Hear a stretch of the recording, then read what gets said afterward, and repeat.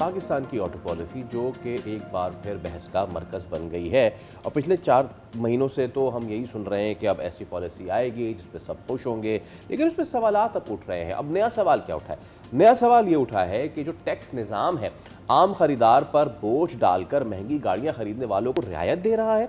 और auto industry का मौक़िफ़ यह है कि मौजूदा टैक्स इंफ्रास्ट्रक्चर मुतवस्सित तबके के साथ नाइंसाफ़ी और मकामी सनत के लिए ख़तरे की घंटी बन चुका है। वो कैसे? वो ऐसे कि 3 मिलियन की मकामी असेंबल्ड गाड़ी पर तकरीबन 5,50,000 रुपये का टैक्स, जबकि 1 करोड़ रुपए मालियत की बाज़ हाइब्रिड और नई तवानाई वाली गाड़ियों पर सिर्फ 1 लाख रुपए टैक्स। एब्सोल्युटली। तो ये सवाल खड़ा करता है कि भाई आप कौन सी कैटेगरी ऑफ सोसाइटी है जिसको आप फ़ायदा देना चाह रहे हैं। और आप जानते हैं, यानी हम सब ये जानते हैं कि इस वक्त सबसे ज़्यादा बिकने वाली जो गाड़ियाँ पाकिस्तान में हैं वो यही छोटी गाड़ियाँ हैं जो कि तेज़ी से लोग जो ऑफिस गोअर्स होते हैं, मिडिल क्लास होती है, उनकी पहुँच यहीं तक होती है, वो यही गाड़ी 5-10 साल पैसे जमा करके ले पाते हैं। तो ये पॉलिसी किस तरह से हमारी जो मार्केट है, इवन ऑटोमोबाइल मार्केट यानी जो है, उसको किस तरह से सपोर्ट करती है और हमारी इकॉनमी को, खास करके गरीब आवाम को जो गाड़ी लेना चाहते हैं उनको कैसे सपोर्ट करती है। मशहूद खान साहब ऑटो पॉलिसी एक्सपर्ट हमारे साथ मौजूद है। मशहूद साहब अस्सलाम वालेकुम, बहुत बहुत वक्त के लिए। सर, सबसे पहले तो ये कि गरीब वैसी गाड़ी नहीं ले पाता है, बहुत सारे साल लगते हैं उसको लीज पर गाड़ी लेने के लिए। अब ये जो टैक्स का नया निज़ाम है या जो फॉर्मूला लगाया गया है, ये किस तरह से गरीब आवाम के लिए है? नहीं, अस्सलाम वालेकुम, गुड मॉर्निंग। सबसे पहले आप लोगों का शुक्रिया। अ, ये बयान कर रहा है कि हम अपने मुल्क में 2 तबकों पे बड़ा जोर दे रहे हैं। जो ज़ाहिर है, जो एलीट क्लास है, आप उसको मराद दे रहे हैं, जो कि मैं समझता हूँ जिसके बाजू में इतना दम है कि वो हमारे मुल्क को इस वक़्त मुश्किलात से निकाले, यानी कि टैक्सेस दे। जो बोझ बेचारा सैलरी पर्सन या मिडिल क्लास के लोग हैं, वो ऑलरेडी अपनी जमा पूंजी का 50% तो आपकी टैक्स की सूरत में दे रहे हैं, आप उन पे मजीद बर्डन डाल रहे हैं। ये तो बड़ी बड़ी नाइंसाफी है। देखें, पॉलिसीज में जो जो बेसिक पॉलिसी है ना, वो मिनिस्ट्री ऑफ इंडस्ट्रीज ने बनाई, जो ओन करती है, जो जी। इंडस्ट्रीज की डिस्कशंस में इंडस्ट्री के स्टेक होल्डर के साथ बनाई गई। फिर हमने ये देखा कि ये पॉलिसी अब कैबिनेट पे गई, फिर कैबिनेट से क्यों कमेटी बनी, फिर स्टैंडिंग कमेटी में गई, फिर एक कमेटी बनी।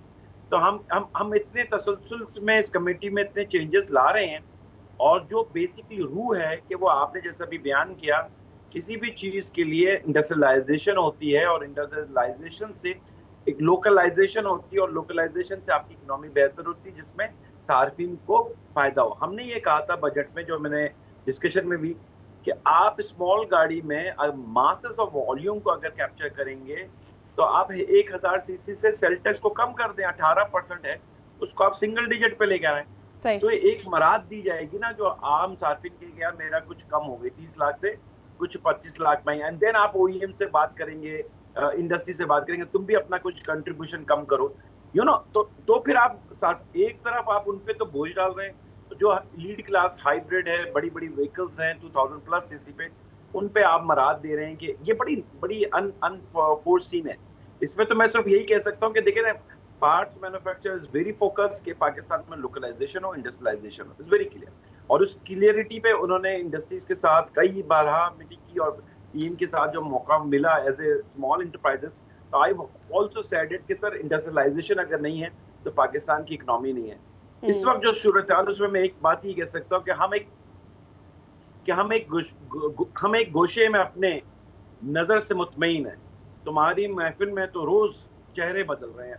हर बार एक पॉलिसी, सुबह उठते हैं और एक नया पॉइंट आ जाता है। कभी हम टैक्स लगा रहे हैं, कभी हम टैक्स हटा रहे हैं, कभी मशहूद ये साहब, चीज पे अनसर्टेनिटी बहुत ज्यादा है। One logical reason behind this change आपको लगता हो कि जी ये एक प्रैक्टिकल रीजन है, इस वजह से हम ये करने जा रहे हैं, आपको समझ आ रहा हो? देखिए, जो कॉन्सेप्ट इज वेरी क्लियर। वो ये कहते हैं कि हम इलेक्ट्रिकल व्हीकल्स की पेनिट्रेशन पाकिस्तान में चाहते हैं। आई एग्री, हम डब्ल्यूटीओ के तहत हम भी इससे एग्री करते, कोई जी। वजह नहीं है। मगर आप ये देखिए, जो डेवलप कंट्रीज हैं उनमें अभी इतनी पेनिट्रेशन नहीं हो सकी, और वो supported by the government policies होती है, टैक्स की सूरत में, रजिस्ट्रेशन की सूरत में, इंश्योरेंस की सूरत में। हम तो ऑलरेडी एक फंडिंग प्रोग्राम में है। हम इतनी सब्सिडीज अगर देंगे, इतनी रियायतें देंगे, तो हम खड़े कहाँ होंगे? तो हमें अगर रियायत देनी है, तो हमें तो इंडस्ट्रियलाइजेशन के लिए रियायत देनी है ना, कि आप लोग इंडस्ट्री लगाएं। आपको रियायत देनी है तो आपको इलेक्ट्रिसिटी में उनमें इलेक्ट्रिसिटी के रेट कम करो, ताकि प्रोडक्ट की कीमतें कम हो सके। हम इस के बरक्स हम इंपोर्ट में रियायतें अच्छा, अगर देंगे इसमें तो वो मशहूर मैं साहब, नहीं समझता कि बिल्कुल मुल्क के लिए मशहूर साहब, अब इसमें हुकूमती मौक़िफ़ ये है कि जी ये एक ट्रांजिशन करना चाह रहे हैं towards the sustainable model of transportation, energy vehicles की जानिब। लेकिन ट्रांजिशन करने का ये कौन सा तरीका है भाई कि आप टैक्स लगा के लोगों को, मतलब मैं तो उसको सीधा समझूं कि आप डिस्करेज कर रहे हैं कि लोग छोटी गाड़ी ना लें। भाई आप छोटे मॉडल की फिर ईवीज़ लेकर आए ना, तो ये बड़ी बड़ी गाड़ियां हैं, चाहे वो एनईवीज़ हैं, आरडब्ल्यूवीज़ हैं, बीईवीज़ हैं, जितनी भी हैं, ये आप सारी बड़ी गाड़ियां ला रहे हैं और उसको फिर आप छोटे लोगों को ऐसे डिस्कस कर रहे हैं कि जनाब ये गाड़ियां ले लें। ये कोई पॉलिसी तो समझ में आने वाली बात नहीं है। बेशक बेशक। देखिए हम ये कह रहे हैं कि आप पॉलिसी वो दीजिए जो लॉन्ग टर्म हो, जिसका एडवांटेज हो, जल्दबाजी में ना करें। आपने तो गैस सीएनजी, याद है सीएनजी गैस की पॉलिसी हमने दी 10 साल, उसमें लोगों से इन्वेस्टमेंट कराई और बाद में हमने कहा गैस पूरे मुल्क में नहीं है। इसी तरह आप इलेक्ट्रिसिटी, रिन्यूएबल एनर्जी पे फोकस कर रहे हैं।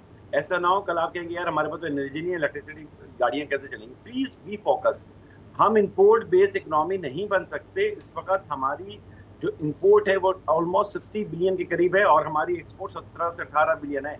ये जो बड़ा ट्रेड डेफिसिट है, इसको कवर करने के लिए आपको इंडस्ट्रियलाइजेशन चाहिए। हमें एक तायुन करना पड़ेगा। वो तायुन ये है कि हमें अपने मुल्क में अपनी प्रोडक्ट्स को बनाने की तरफ रागिब करना है विद दी ऑल मिनिस्ट्री। यहाँ पे सिर्फ ये मिनिस्ट्री ऑफ इंडस्ट्रीज का काम नहीं है, फाइनेंस का, कॉमर्स का, एफडीआर का, हमारे दूसरे क्लाइमेट मिनिस्ट्री का, ये सबका काम है कि हम पाकिस्तान में इंडस्ट्रियलाइजेशन लेकर आए जिससे प्राइसेस कम हो। 40 साल से तो हम ये देख रहे हैं कि आप इंपोर्ट पॉलिसीज बना रहे होते हैं। अनसर्टेनिटी यहाँ पे मौजूद है। इन्वेस्टर्स, चाहे वो ओईएम की पॉइंट ऑफ व्यू से इन्वेस्टर हो या लोकल पार्ट्स मैन्युफैक्चर, दोनों अभी इस वक्त कश्मकश में है कि हमारी आगे हमारा रास्ता क्या है, हमारा तायुन क्या किया जा रहा है। ठीक सर, एक्चुअली मसला ये होता है कि जो अम्ब्रेला होती है वो ये डिसाइड करती है कि आपने लोकल मैन्युफैक्चरर को बढ़ाना है। वो एक सेट पॉलिसी करती है, उसके बाद सूबे उसको फॉलो करें, सो ऑन, आपको मुख्तलिफ चीज़ें नज़र आती हैं। हमारे यहाँ ऐसा लगता है जैसे आप किसी ट्रेंड को फॉलो कर रहे हैं और उसके पीछे कोई डिसिप्लिन नज़र नहीं आता। अभी ये जो रीसेंट खबर आई है पुरानी गाड़ियों के हवाले से सिंध की, I would like to read it up to you. मुझे समझना है कि ये क्या है। सिंध काबीना ने ऑफ रोड तबाहशुदा गाड़ियों की जो डी रजिस्ट्रेशन की पॉलिसी की मंजूरी दी है। हमारे व्यूअर्स के लिए अगर आप उसे ब्रेक डाउन कर सकें कि क्या ये गाड़ियाँ दोबारा इस्तेमाल नहीं हो सकेंगी, सितंबर के बाद क्या होने जा रहा है, क्या लोगों को डरना चाहिए इससे भी? देखिए, फेडरल गवर्नमेंट हो या हमारी सिंध गवर्नमेंट हो, हमारे पास लॉन्ग टर्म कोई विजन होना चाहिए। ये इंडस्ट्रियलाइजेशन छोटी नहीं है। अब जैसे आप ये पॉलिसी, अभी मुझे आवाज़ आपकी क्लियरिटी के साथ दी, मगर जो आप कहना चाह रहे हैं अगर सिंध गवर्नमेंट कुछ इस तरह, तो वो कंसेंसस ऑफ द इंडस्ट्री हो ना। आपके सिंध में तो माशाल्लाह ऑटोमोबाइल्स के अच्छे प्लेयर्स बैठे हुए हैं। पंजाब में अपने ऑटोमोबाइल्स मैन्युफैक्चरर और पार्ट्स मैन्युफैक्चरर बैठे हुए हैं। इनके साथ कोई कंसेंसस होगी तो पॉलिसी आप सही बना पाएंगे। और अगर आप किसी की विश लिस्ट में आपके पॉलिसी बना रहे हैं तो वो सर्टेन पीपल्स के लिए तो बेनिफिट दे सकती है, नेशन को आपके बेनिफिट नहीं देगी। एब्सोल्युटली, पॉइंट टेकन मशहूर साहब, बहुत शुक्रिया आपके वक्त के लिए। और ऑटो कैब एक मुअम्मा बनी हुई है और जो एक गैप है, वाइडनिंग गैप, ये बहुत ज़्यादा कंसर्निंग है। लेट्स सी इस पे आगे चल के क्या होता है। सब्सक्राइब करें और बेल दबाएं ताकि कोई खबर रह न जाए।